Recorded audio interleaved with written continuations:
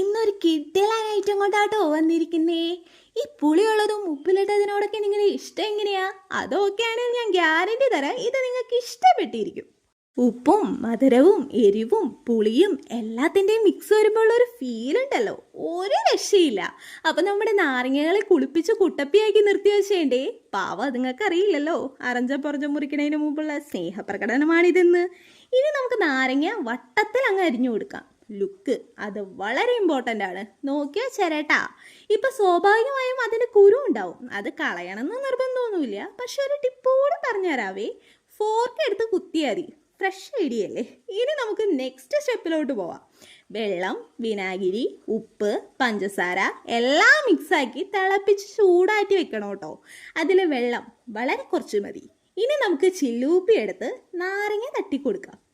അയ്യവ, എന്ത് ലുക്കാലേ കാണാൻ. ഒന്നും ചേർക്കാണ്ട് തന്നെ നല്ല സുന്ദരനായി. ഇനി ബാക്കി താരങ്ങളൊക്കെ അണിനിരക്കുമ്പോഴോ നോക്കി നോക്കാട്ടോ. ഇതിലേക്ക് കറിവേപ്പില ഇട്ട് കൊടുക്കണേ. ഇനി നമ്മുടെ നാരങ്ങയെ സ്പെഷ്യൽ ആക്കുന്ന ഐറ്റമാണ് ഇട്ട് കൊടുക്കാൻ പോകുന്നത്. വേറൊന്നുമല്ല, വറ്റൽമുളക് പൊടിച്ചത്. കാന്താരിക്ക് വേറൊരു സ്വാദ്, ഇതിന് വേറിട്ടൊരു സ്വാദ്. തിളപ്പിച്ച് ആറാൻ വെച്ച വെള്ളവും ഈ ടൈമിൽ ചേർത്ത് കൊടുക്കണം കേട്ടോ. ഇനി എന്താ, നന്നായി അങ്ങ് കലക്കിയെടുത്തോ. നാവിൽ വെള്ളം ഊർന്ന് നാരങ്ങ ഉപ്പിലിട്ടത് റെഡിയാണേ. മാരക ടേസ്റ്റാ. വീഡിയോ ഇഷ്ടമായാൽ കൂടെ കൂടില്ലേ.